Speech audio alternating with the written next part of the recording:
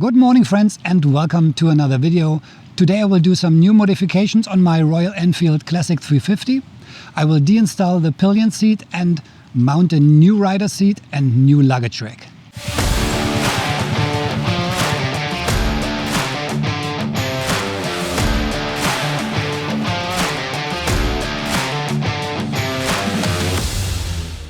To deinstall the pillion seat, I have to loosen this and this screw here.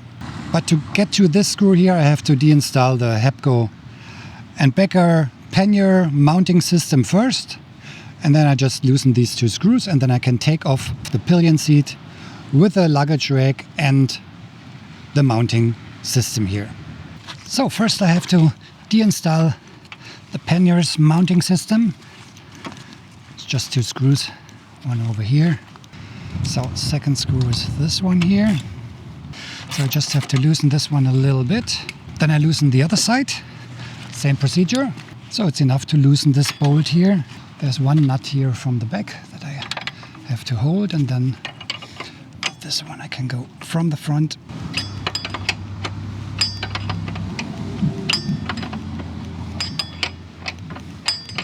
Before I will go on, I will take off the rider seat, which is quite easy. Just these two screws here. So I took off both the screws. Now I can take off the rider seat. Much better. Gives me more place to work on this part here. Here it's a little bit easier because we don't have this grip here for the pillion.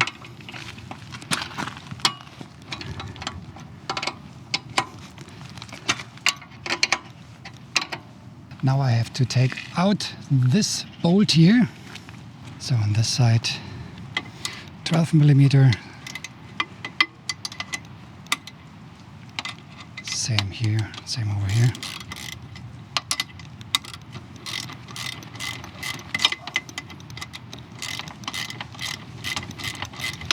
So now we can take off the bolt. And now take off the screw here. Completely. There we are. So these screws are loose now. This one is out. So now I can take the complete seat with the rack out. And that's it. So this is the new luggage rack. It's from Hepco and Becker. And this one goes in here. But for this I have to take out the bolts.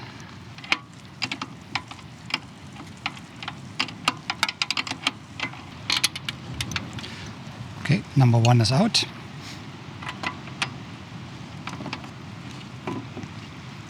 Yeah, that's enough. Same on the other side.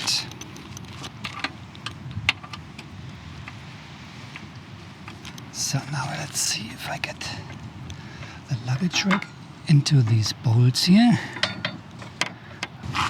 Just like that. Perfect. Bolt back inside.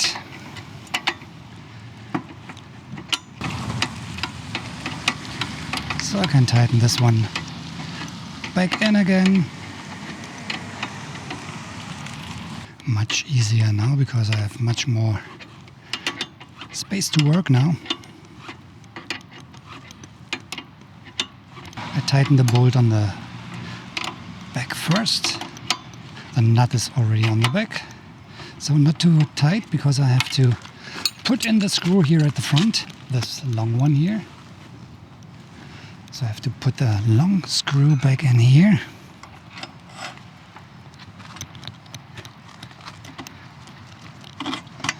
There it is. Nut on the back. And I will tighten this one first.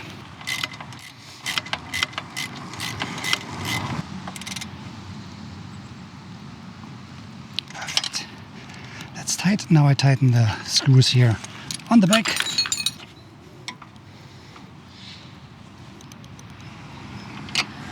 Now I can tighten the pannier rack again.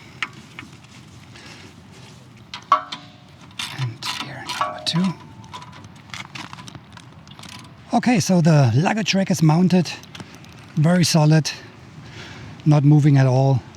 So this is very good for luggage for my next road trip. And of course, the fender is much more visible now. But one thing is missing, the seat. And the seat I'm mounting is the low-ride seat of Royal Enfield, a little bit thinner, and gives the Royal Enfield a little bit more this bobber look. So mounting, quite easy. Just push it to the front. Now it's in. Then the two screws back in from the bottom. I think that's the easiest way to mount the seat and deinstall the seat.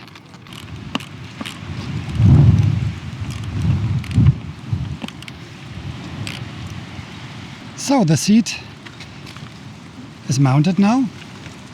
Quite thin, but gives the bike a little bit more this bobber look. Of course, it would be perfect if I wouldn't mount any luggage rack or these pannier holders, but I need them for my next road trip. But after the road trip, maybe I will deinstall everything just to have the fender on the back. And of course, I have to do a test right now to see how the bike feels with this low ride seat. And I will show you how the bike looks when I'm on the road. Okay, I will do a small test right now with the low ride seat. First impression, feels of course a little bit stiffer, a little bit harder than the standard seat, of course, because this is very smooth, and also the touring seat is softer. But the seating position is very comfortable because you are sitting lower. My handlebars are higher because I have the touring handlebars. So let's see how it feels when I'm riding the bike.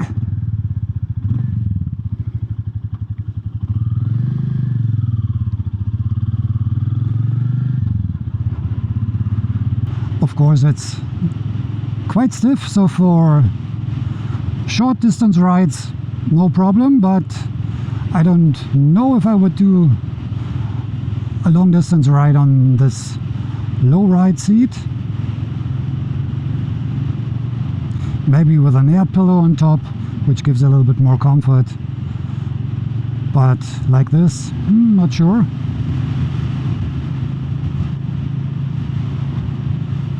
But the seating position definitely is different. Position feels a little bit more backwards, more upright than with a touring seat, because there's a difference of, I think, maybe 5 centimeters in the height. But the look of this new bobber style with a single seat is really nice, and you lose a lot of weight. So if you don't put a luggage rack and the pannier holders and all this stuff, then I think it's around 6 kilograms, the seat and the